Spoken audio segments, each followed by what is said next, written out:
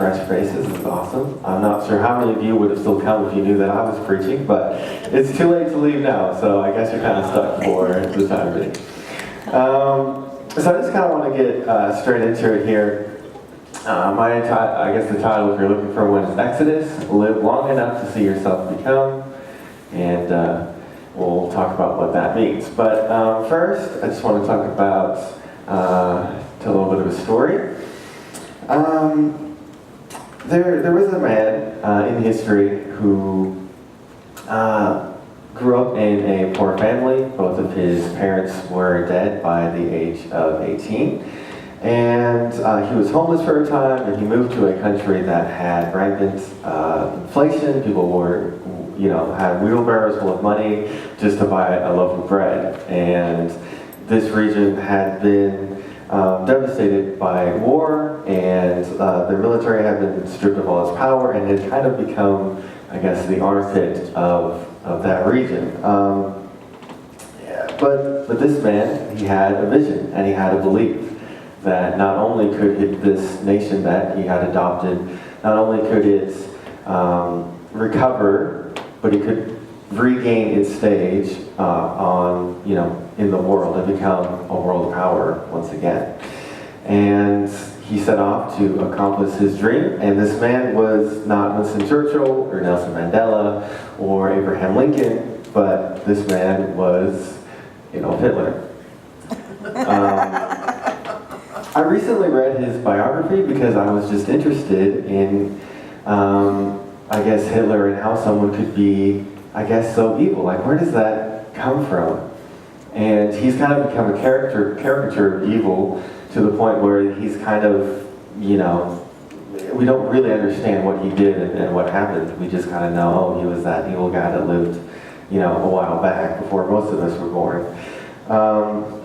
But in this biography that I read, it mentioned that had Hitler died in the year 1939, just after he became Chancellor of Germany, that rather than being seen as the evil dictator that we all know him as today, he would have been known as the savior of the German people and the rescuer of the German economy.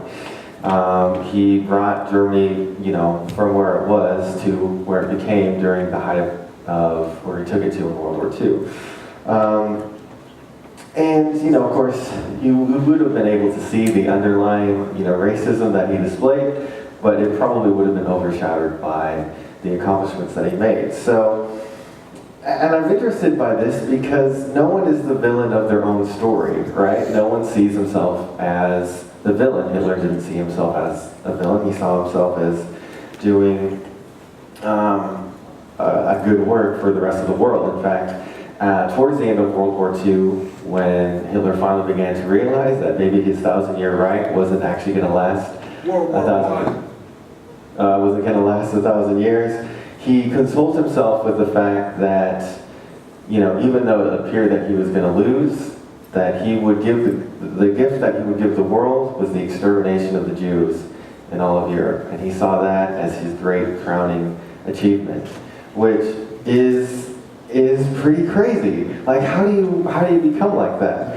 And everyone thinks of themselves as the good guy, but throughout history, of course, there are the Hitlers, the Stalins, and the Emperor Neros and all of them. And so many people followed them. So many millions of people voted for someone like Hitler. And so, of course, there are heroes and there are villains. We have the Hitlers of the world, but we also have, my favorite president, Abraham Lincoln. We have Winston Churchill and people like Mother Teresa, who we see as heroes and people that, gave to society rather than destroyed it. But how do we know which one that we are? I made the point earlier that had Hitler died in 1939, he might have actually been seen as a hero. And I think it's interesting to see how so many people actually start out really well. A prime example from the Bible would be King Solomon. He was literally given wisdom by God himself and was one of the richest, most prosperous men that ever lived. And we read in 1 Kings 11, 1 through 13, where all the wives that he had hundreds of wives and concubines. They turned his heart away towards God, and he sowed the seeds for the separation of the nation of Israel after his death. And, you know, you look at other well-known televangelists that lived a little bit before my time, people like, I don't know if you've heard of Jim Baker or Jimmy Swaggart. They had great televangelist ministries, and then were caught doing some things that they shouldn't have been doing. And, you know, this, I guess, this theme of starting out well and then ending up the villain is something that's actually picked up in a Batman movie. So I want to just play you a clip real quick. Oh, you're going to need to plug in the audio if you know how to do that. I forgot. I was going to set that up, but I forgot. That's my bad. Yes? I watched that movie like 2 weeks ago. It's a good movie. You live long enough to see yourself as Caesar, and he never gave up his power. Okay, fine. You either die a hero, or you live long enough to see yourself become the villain. To avoid that, we did. All of us who stood by and let scum take control of our city. But this is a democracy. When their enemies were at the gates, the Romans would suspend democracy and appoint one man to protect the city.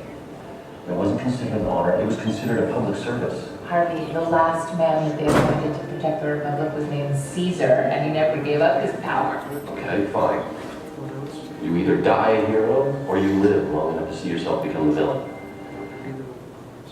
So you either die a hero or you live long enough to see yourself become the villain. A lot of y'all have seen that movie and maybe heard that quote. And so I guess we kind of see just two options. You know, we either die a hero or we live long enough to see ourselves become the villain. And what I want to maybe look at today is this, did y'all turn me up? Can you, am I good? All right, cool. But yeah, so I want to look at maybe a third option is if maybe we can live long enough to see ourselves become the hero rather than the villain. And I think the solution to that question might be in the story of Exodus. I know this is a series of Exodus, I haven't talked about it yet, but I want to look at the overarching themes of Exodus. We have already looked at the specifics of Exodus in the first week. My mom talked about Exodus 1 and how you can turn the page from Genesis to Exodus and see the Israelites going from being blessed in Egypt to being in bondage. Then after that, she also talked about the weak and the small, how the Israelites were taken advantage of during the most vulnerable time, and how God reaches to us in those moments. And last week we looked at Exodus 3 and the surprising emphasis that worship has in the story of Exodus. So today I kind of want to look at some overall themes of Exodus. And I think in the story of Exodus, there are overarching themes that are still relevant to us to this day. In the story, we see God deliver the Israelites and start some things new. And a theologian wrote about the Exodus story, and I love reading what theologians have to say. They always say things in complicated ways, but it says the imaginative remembering of this transformative event is not focused upon some past transformation now largely lost in concreteness, but is characteristically and inescapably focused on a contemporary or near contemporary occurrence of tyranny and deliverance that still has pertinence to the retelling community. And basically what that means is the story of Exodus is also for today. We're not looking back on it as, wow, remember what God did that one time thousands and thousands of years ago. But it has something for us today as well. We can remember that God is still the same God who delivered the Israelites from the Exodus. And another theologian talked about the importance that Exodus is sometimes played in different political revolutions. And he says, what makes the Exodus story so important for later political movements is its emphasis on this worldly liberation. That is, one not need wait for heaven or the coming kingdom of God in order to see justice done. And that is the story that Exodus gives us, not that one day we'll die and go to heaven and everything will be fine. Of course, there is some truth to that. but God is also living and active in the world today, and that is what the story of Exodus tells us about. So let's kind of dive into some of the themes that we see in Exodus and see if it has something to tell us, and see if we can live long enough to see ourselves become the hero. And I want to start off with a first observation, and that is that God is on the side of the oppressed, whereas Hitler, literally exterminated, minority groups and was, utterly opposed to the will of God.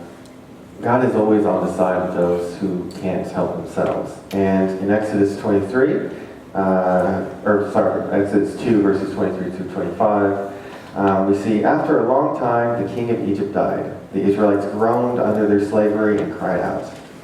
Out of the slavery, their cry for help rose up to God. God heard their groaning and remembered his covenant with Abraham, Isaac, and Jacob. And God looked upon the Israelites, and God took notice of them. And something that I wondered in reading this verse is how long it took the Israelites to cry out to God. Obviously, the story of Exodus doesn't give us the full history of what happened during that time. But knowing what we know later of how easily the Israelites sort of forgot God and went on their own way, I do kind of wonder how long it took the Israelites to finally, ask God for help. But this is the first mention of it happening in the story of Exodus, at least. And I guess I want to make the observation that the rest of the story of Exodus unfolds because God saw something. He saw the Israelites and the plight that they were in. And there is no rest of the Bible without the story of Exodus. There's no Israelite nation, there's no Moses, there's no Jesus without this story of Exodus. And it all started because God took notice of people in history. And that's something that I think we need to remember, is that God sees. And, we go about our life and, we're doing this, that, and the other thing, just trying to make ends meet, and maybe trying to live like we believe the Bible says that we should live. And I don't know, sometimes we just think, does any of this matter? Like, does God see me right now? Does he care about what's happening in my life? And the answer is yes. God is a God who sees. And more than that, he doesn't just see and do nothing like we are very prone to do. We come up to a problem and we're like, well, I don't really have anything to do about that, so I'm just going to kind of leave it, pretend I didn't see it. But God doesn't do that. Whenever he sees something, he always acts. He acts on behalf of the person that needs his help. In Genesis 22:14, you can look it up afterwards if you want, but Abraham calls God Jehovah Jireh, which is translated in most of our Bibles as the Lord will provide. But if you look at the Hebrew word that's there, it literally means the Lord who sees. Because God seeing is the same thing as God acting. As soon as he sees something, he acts upon it. And in this story, we see that Exodus has been oppressed, we see that the Israelites have been oppressed. And God is on their side and he fights for them. But not only that, even when the Israelites exit out of Egypt and form their own land, they begin to be a little bit more prosperous in later years, and then they start to oppress others. And God is still not okay with that, even though it's the Israelites. I was reading the book of Amos today, just in my morning devotions, and there are prophecies against the Israelites, because God is never okay with anyone oppressing anyone, be it someone that isn't a believer or someone that is. And that is still true of God today. He is still on the side of those who can't help themselves. And I think it's interesting to think about where, I guess, we lie in that picture. We live in the U.S. and we only constitute 5% of the world population, and we consume 25 to 35% of the world's resources, which is pretty crazy. And kind of in preparing this message, I was also watching a baseball game, like I do a lot, and they were talking about what goes into a broadcast, and they were kind of showing the behind the scenes of what happens, and they mentioned some interesting things. So this is just in Ranger Stadium, over in Arlington. this year. And also the season hasn't ended yet. It will probably end for us in September, the end of September, because we won't be going to the playoffs because we're not that good this year. So this broadcast happened a couple of weeks ago. There's only 82 games played at Ranger Stadium each year, and this was probably 60, 65 games into the season, and already 175,074 gallons of beer have been sold just at Ranger Stadium. That's enough to fill 13 swimming pools with beer. And there have also been 658,725 hot dogs sold. Again, just at Ranger Stadium, not even through the end of the year. You know, if you go there, I've been to a few games, like, you know, the stadium is 2/3 empty because we're not that good and we lose a lot this year. And still, that's enough hot dogs. So if you were to start at Fort Worth and lay hot dogs down, you know, you could go all the way to Dallas and then all the way back. That's how many hot dogs have been sold just at Ranger Stadium. Again, not even through the end of the season. So this is the society that we are a part of. You know, I've bought food at Ranger Stadium before. And, you know, that's just a small part of, I guess, the society that, you know, we are a part of. And I think it's not something that, you know, we have to be like ashamed of and, you know, but we just have to recognize what our place is in the world and remember that God is always on the side of those who can't help themselves. And we have to align ourselves with Him in that. And then the second thing that I think we can gather from here is that, one more time, it'll work, I promise. No? No? It's number 2. It's not showing. Just click the arrow again. Like the arrow. Technically difficulties. This is what happens when the tech guy tries to preach. No, that's good. Okay, so just press the arrow key, and it'll show up. Yep. So number 2, God gets the glory. And if God gets the glory, that means that we don't. If you put the arrow one more time, you'll see that, you know, God gets the glory and it's not us. So part of, I guess, becoming a hero, it has very little to do with ourselves. And yeah, it is God and God alone who deserves the glory. And in Exodus 8:19, we see, and the magician said to Pharaoh, "This is the finger of God."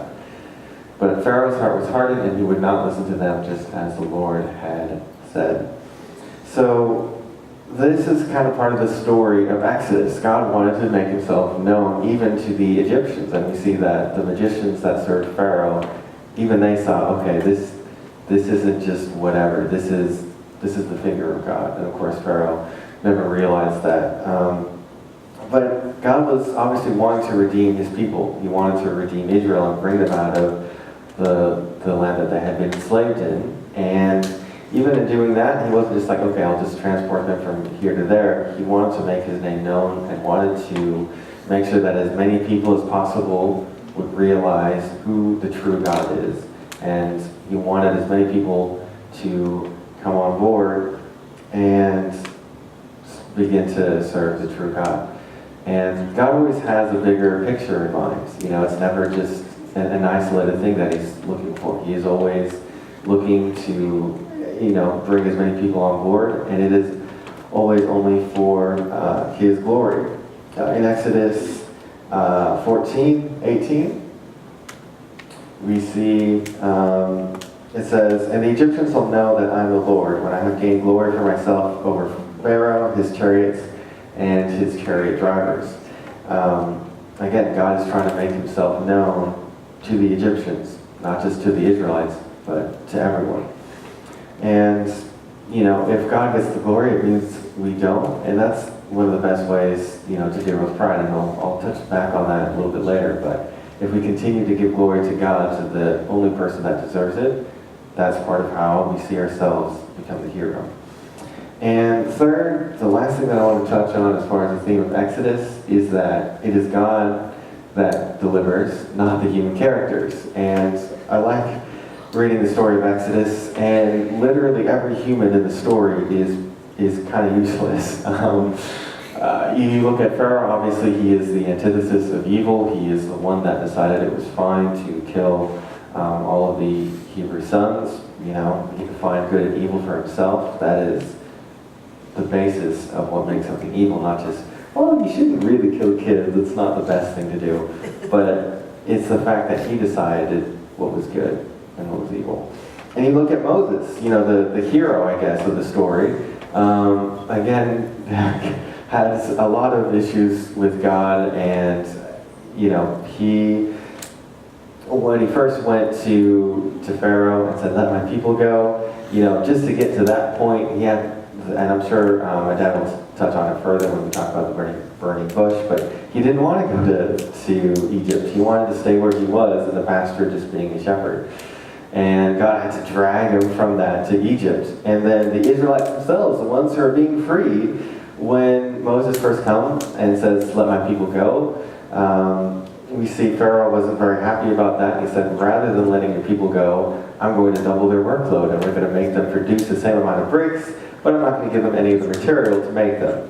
So the Israelites were not very happy about that. And in Exodus 5:21, we see the Lord look upon you and judge. And this is the Israelites talking to Moses. You have brought us into bad odor with Pharaoh and his officials, and have put a sword in their hand to kill us. They're not very happy. They want Moses to leave. And in Exodus 5:22-23, one of my favorite verses in Exodus, just because it's so honest, it says, "O Lord, why have you mistreated this people? Why did you ever send me? Since I first came to Pharaoh to speak in your name, he has mistreated this people, and you have done nothing at all to deliver your people." And that's the beginning of the story of Exodus. And Moses is like, why am I here? You know, this isn't working. And, you know, those in need of rescue couldn't do anything to rescue themselves. And so then God had to act. And, you know, he always aligns himself with those who are in need, with those who are oppressed. And it was God alone that delivered the people from Egypt. And that is the supreme, you know, grace of God. It's nothing to do with us and what we can do and, you know, all of our mighty abilities. Like, it doesn't matter. It's deliverance is only through God, and is through God alone. And again, we see it's God who had to come down and solve the problem. In Exodus 3:7-8, it says, "I have observed the measure of my people who are in Egypt. I have heard their cry and account of their taskmasters. Indeed, I know their sufferings. And I have come down to deliver them from the Egyptians and to bring them up out of that land to a good and broad land, a land flowing with milk and honey, to the country of the Canaanites, the Hittites, the Amorites, the Perizzites, the Hivites, and the Jebusites." And as Christians, and especially as Pentecostals, we have to believe that this is our God. He comes down from where he is in heaven, and he mingles with us here on earth. And he is so interested in our day-to-day lives and what we're struggling with. And it is God alone who delivers. It is God who interacts in our life and intervenes in our life. And, you know, it is God and God alone who is King, and King of, you know, not only all the nations, the King of all the pharaohs, but the King of our own lives. And so just in closing, I just want to, I guess, bring it down to a personal level and just kind of think about what is it that we as individuals can do to become the heroes. And I think we can see that through similar lines of what the themes of Exodus were. And so number one is just to be simply be on the side of the oppressed. And as Christians, as the hands and feet of Jesus and the hands and feet of God, it's our duty. And there's people everywhere. There's people that we go to school with. There's people that we work with. And more than that, recognizing our place on this planet and seeing the great need that is out there. While the need has never been greater, it's also never been easier to do something about it. there are great organizations around the world that help people that are in need. There's Compassion, the famous one that reaches kids in need and kids in poverty all around the globe. And there's A21 that assists survivors of human trafficking. And you could literally go on your phone right now and donate money if you wanted to. And even in writing this sermon, I'm someone that likes to know a lot of things, and I just reading stuff and knowing it. So I'm reading the story. I'm like, wow, that's great. God is on the side of the oppressed. That's awesome. Like, how good is God? Like, that's great. But how does that affect how I live? And I have to think, well, what am I doing? As an individual to do whatever it is that I can do to help those in need. And it's not something, what I do is what everyone else here is going to do. It's something that we have to go home and just, honestly pray to God and ask Him, what is it that I can do? None of us, might not have a lot, but what did Moses use? He just used what was in his hand, the staff that was in his hand. And it's up to all of us as individuals just to use whatever is, in our hands. There is something that we can all contribute. It's just a matter of what. And then second, how we can become the hero is number two, to give God the glory.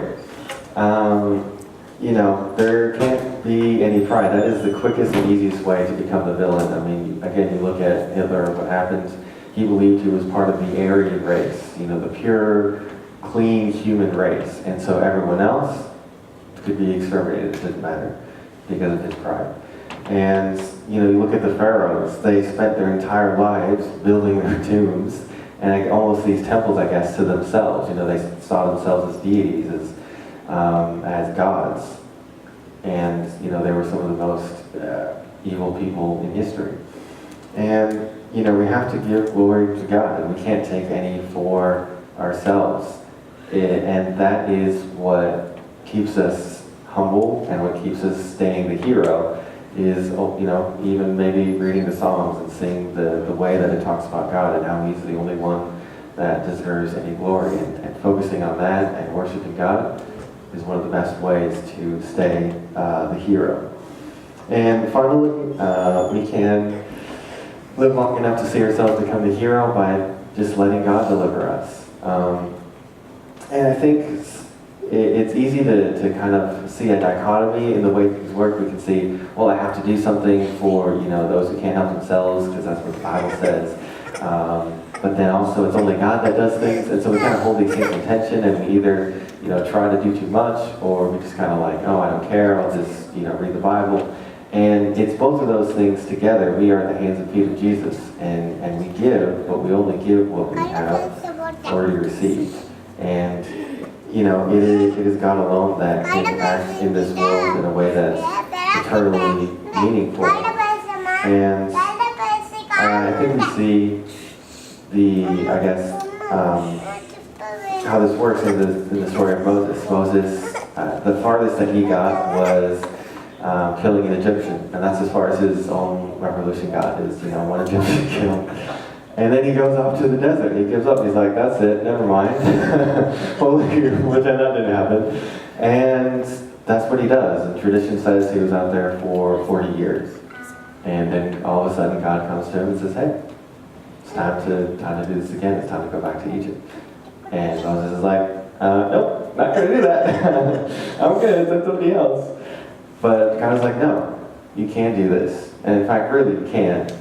But you're going to be the person through whom I accomplish my goals. And it's the same, I guess, sort of pattern with us. We can see the problems in the world. We can see the problems just in our own lives, in our own workplace, in our own schools.